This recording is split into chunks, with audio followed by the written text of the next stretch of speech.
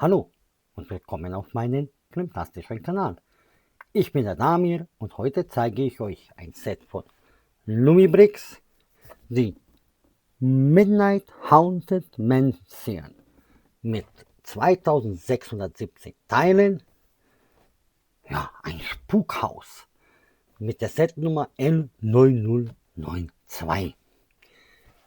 Schönes Boxdesign, hier Mondfledermäuse und zeigt einfach das Set, was ihr hier schon sehen könnt.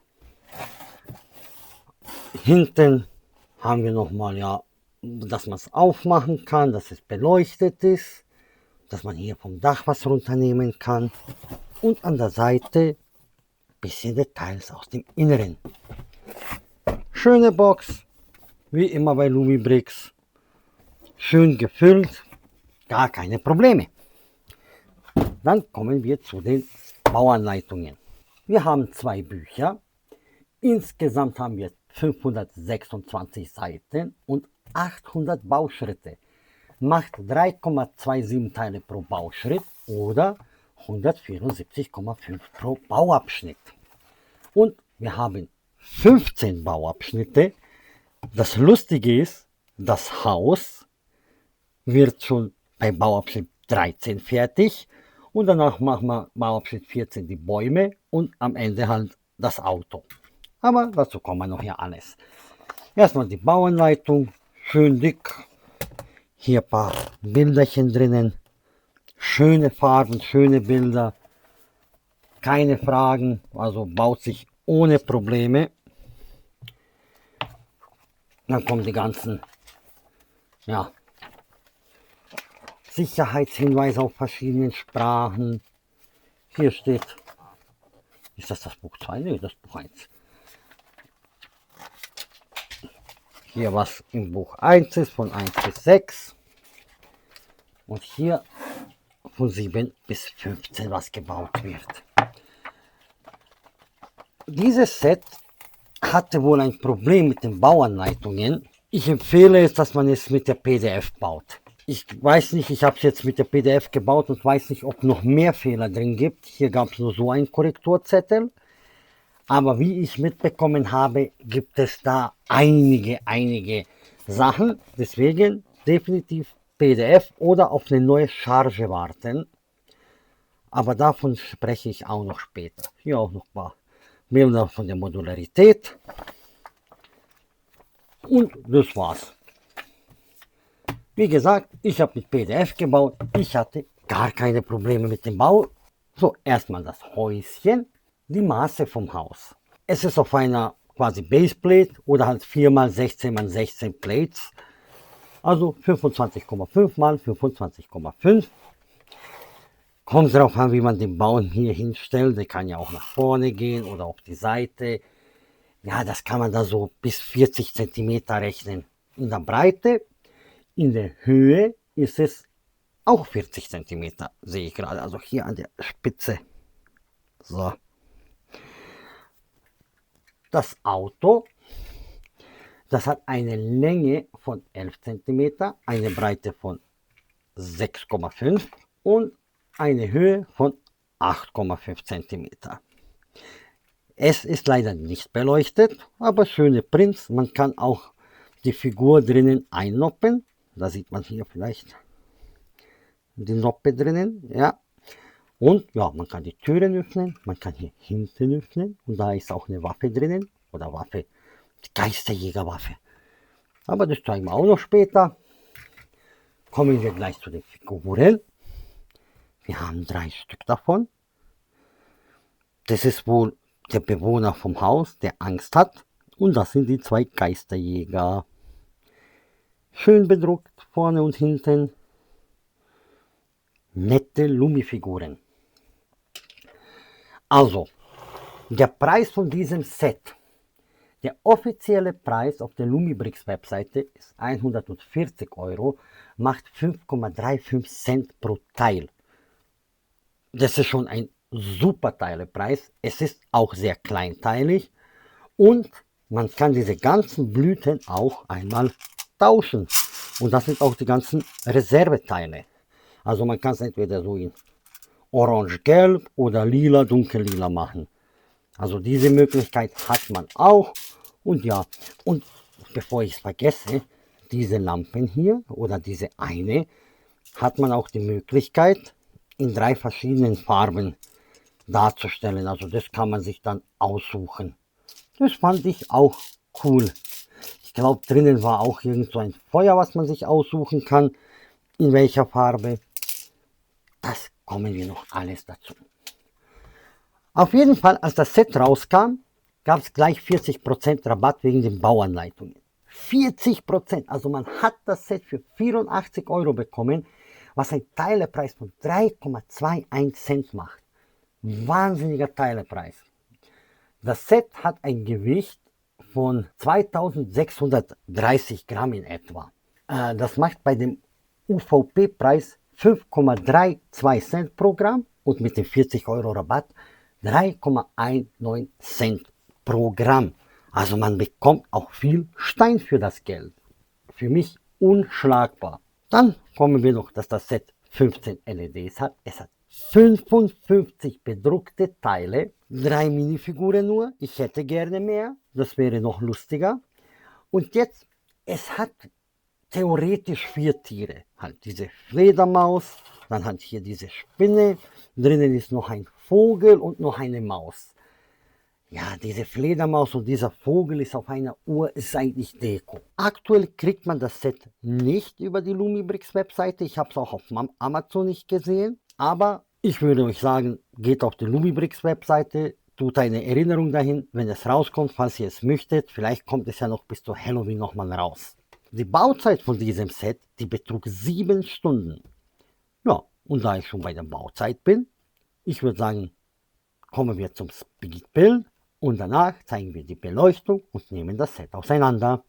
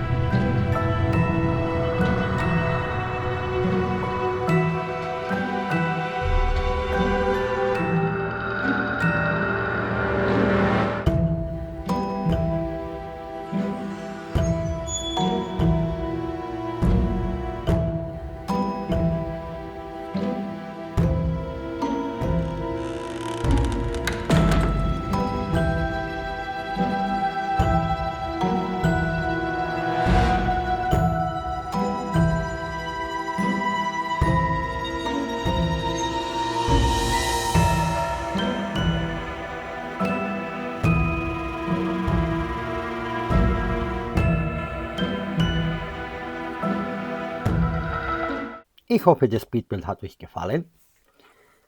Kommen wir zur Beleuchtung. Die Batteriebox ist hier einerseits versteckt. Ja, kann man schön einfach hier anmachen. Und hier hat man ja auch quasi das Verbindungsstück, das man da noch zusätzlich rausnehmen kann. Wieder meiner Meinung nach schön versteckt. Und dann seht ihr schon, ich versuche mal das Licht auszumachen. Vielleicht sieht man es ja ein bisschen besser. Da hat man die beleuchtende Lampe und hier leuchtet es grün drinnen. Das ist diese eine Lampe, die leuchtet, die soll ja so kaputt sein, weil das Haus ist auch so ein bisschen wie Apokalypse. Man sieht gebrochene Fenster und diese Wände hier haben überall Spaltmaße und sowas, wie rausgerissene Wand, also so ein bisschen Apokalypse-Style hat es auch noch, gefällt mir auch sehr. Ja, und halt hier alte Bäume, hier wächst auch, hier sind so oben Bretter zugenagelt. Das kann man quasi auch so ein bisschen bewegen, aber das ist so wie eine rausgerissene Wand. Coole Bautechniken, richtig cool. Oh, hier blinkt ja auch noch was. Meine Güte, was das da alles gibt. Naja, das wäre der erste Rundumblick. Und da sage ich euch gleich, hier sieht man sogar gut. Da gibt es Farbabweichungen bei diesem Rot. So Panel und so und diese Spezialführungssteine von denen. Finde ich nicht gut, wenn es sowas gibt, weil bei dieser Farbe sieht man es schon sehr. Aber ich kann es bei diesem Set tolerieren. Sage ich mal so. Es ist ja ein Spukhaus, was ja jetzt sowieso nicht Neubau ist. Und da kann man sagen, okay, das passt zum Stil. Ich würde sagen, dann nehmen wir das Set jetzt auseinander. Von unten nach oben zeigen wir das. Ich tue mal diese Sachen hier weg. Das ist so ein Grabstein mit einer Bedruckung. Ist wohl ein Hund da gestorben. Rest in Shadows Argo. Und damit uns das nicht stört, das ist echt auch cool stabil gebaut und man kann es auch leicht abnehmen, wie ihr seht. Ohne dass man da jetzt zu viel rumfummeln muss. Und nehmen wir dann das hier von oben ab. Tun wir das auf die Seite. Erstens kann man das hier so öffnen. Und dann könnt ihr schon mal reinschauen. Hier Bücherregal. Ein richtiger Spiegel, der auch spiegelt. Ich versuche ihn mal runterzunehmen. Richtiger Spiegel. Metallic. Da war ich auch begeistert. Nur jetzt meine Patsche, jetzt muss ich da auch sauber machen. Und hier sieht man so eine Maus, Apfel, da hinten eine schwarze Banane, Teller mit so einem, ja, Tischdecke, die zerrissen ist, ein Stuhl, hinten noch so Kerzen ausgebrannt.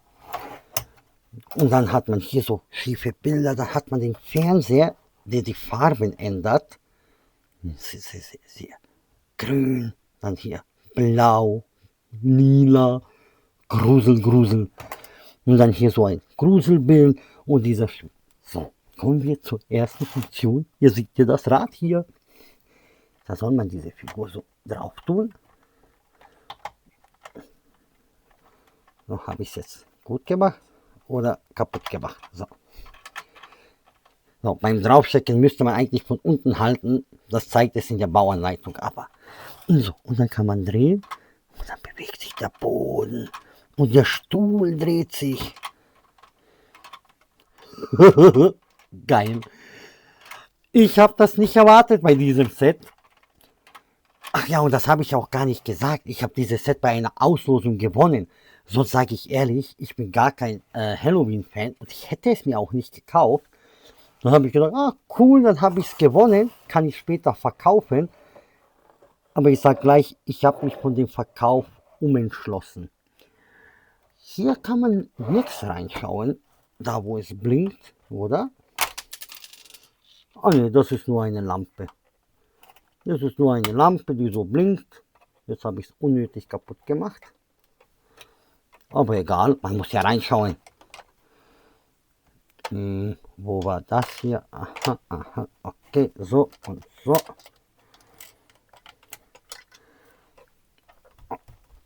Haben wir es wieder. So, also das ist nur Grusellampe. So, was jetzt noch Cooles kommt, das ist eine Geheimtür. Und was ist dahinter? Ein Geist! Cool.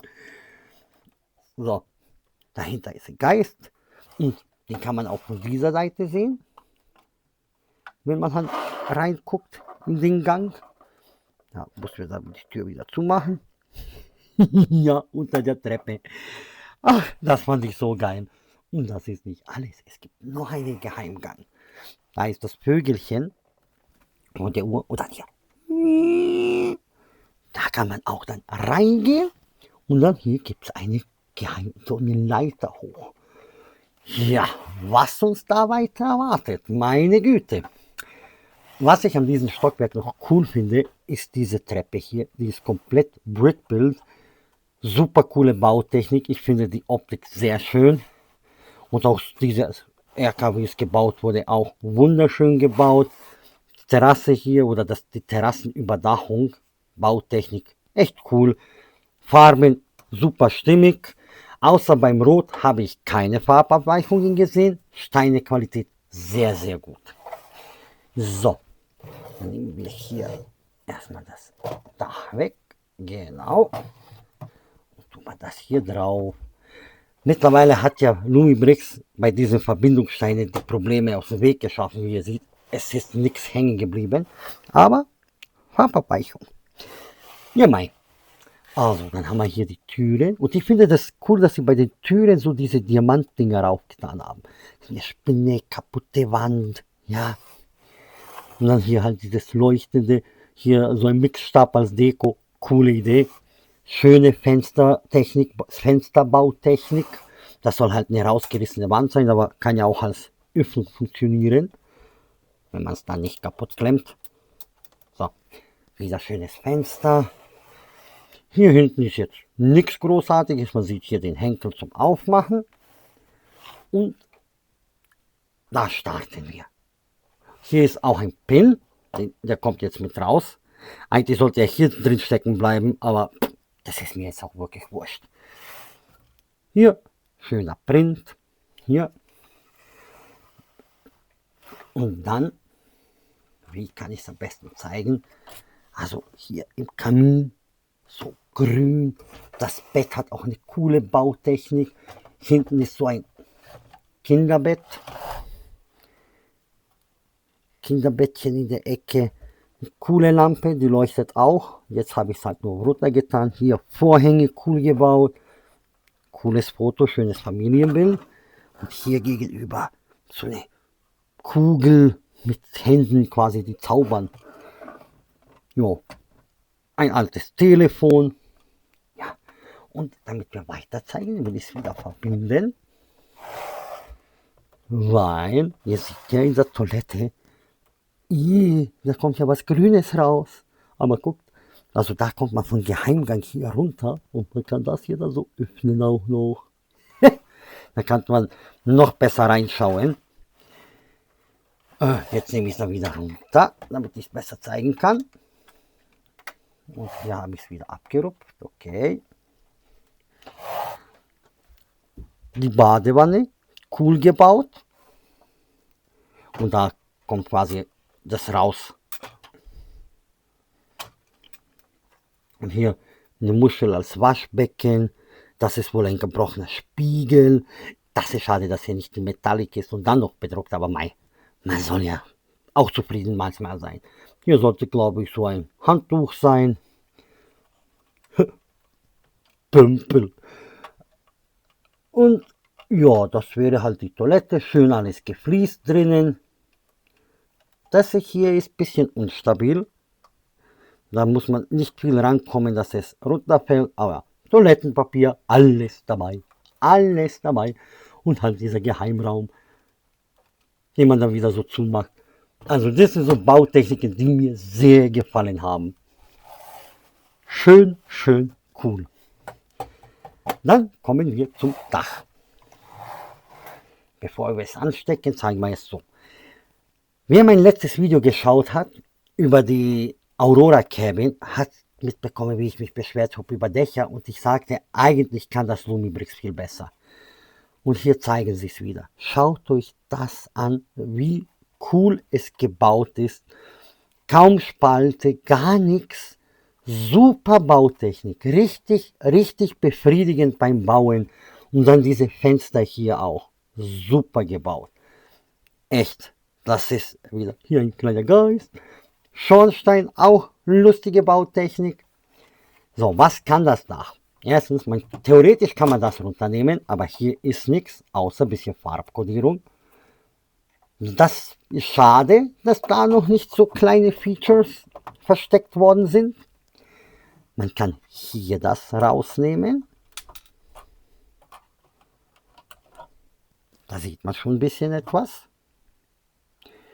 Und man kann es auch von der anderen Seite aufmachen. Da haben wir so ein Zauberbuch und so ein Schrein. Und das kann sich quasi so hier drehen.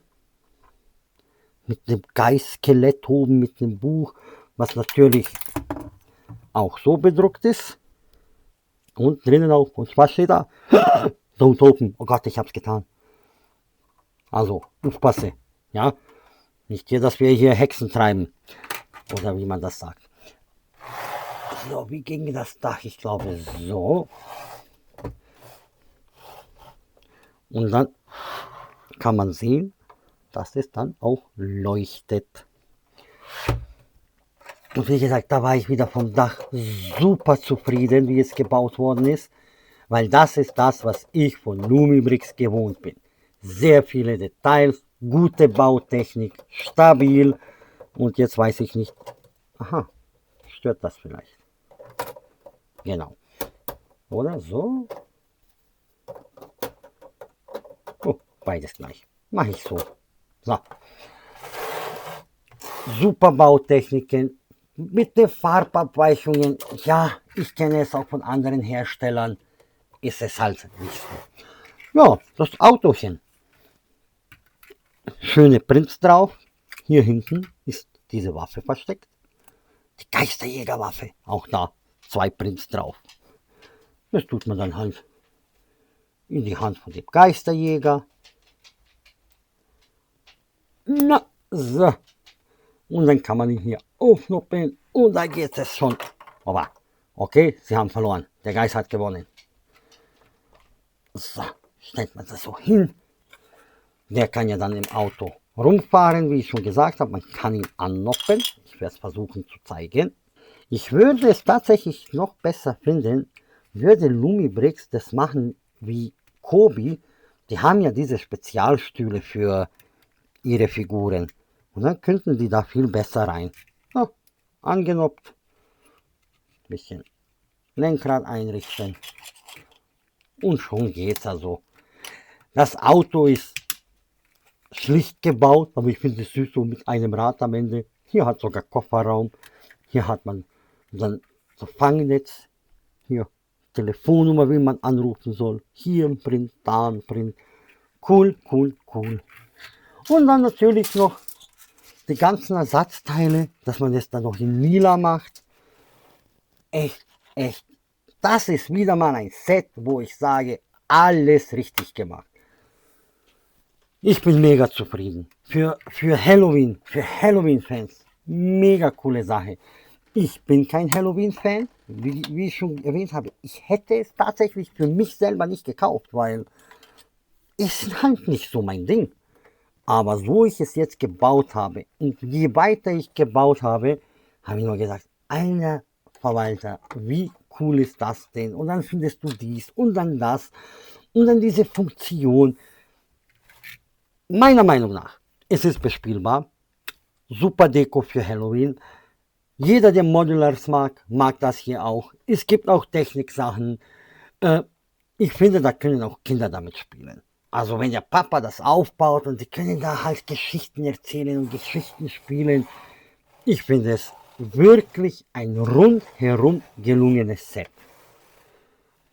Mehr kann ich wirklich nicht dazu sagen. Ich war wirklich davon begeistert. Zuerst hatte ich mir gedacht, ich verkaufe es. Nö, tue ich nicht. Ich werde es behalten, weil es gefällt mir einfach. Von der Optik bis zu diesem Apokalypse-Style. So viele Prints, so viele Details. Da wenn ich jemandem das zeige, oh, guck, jetzt kann dies, jetzt kann das, da leuchtet's, da leuchtet's. Super. Von mir eine klare Empfehlung. Es ist noch nicht verfügbar, aber ihr könnt ja eine Meldung machen. Und ich würde gerne euch was erzählen wegen Lumibrix auf ihrer Webseite, wenn man kauft. Mein Vorschlag ist immer auf der Lumibrix Webseite zu kaufen. Die haben da auch immer Rabatte. Erstens das. Zweitens, hier, ihr könnt auch mein Klimtastisch-Code benutzen. Da habt ihr sowieso 10% Rabatt. Dann kriegt man Lumibrix-Punkte. Pro 1 Euro ausgegeben, einen Punkt. Hat man dann 1600 Punkte, kriegt man einen $100 Coupon. Den kann man zwar nicht mit Rabatten kaufen, aber dann kannst du dir ein $100 Set kostenlos zuschicken lassen. Und das Ding ist, wenn du jetzt dieses Set kaufst, auch und du musst es von der Lumibrix Seite kaufen, damit du das auf der Lumibrix Webseite reviewen kannst. Sagen wir $100 Coupon, $100 Set, hast du ja schon mal 100 Punkte. Machst du Review mit Bild, hast du schon mal 175 Punkte. Und dann kommen die 1600 ganz schnell. Ganz schnell. Wenn man auf Facebook geht, auf die Lumibrix Webseite, die haben immer so Umfragen, da kriegt man auch immer wieder welche Punkte dazu, nur damit man bei der Umfrage mitmacht. Dann, keine Ahnung, wenn du die folgst auf Instagram, auf so immer da 50 Punkte, da 100 Punkte.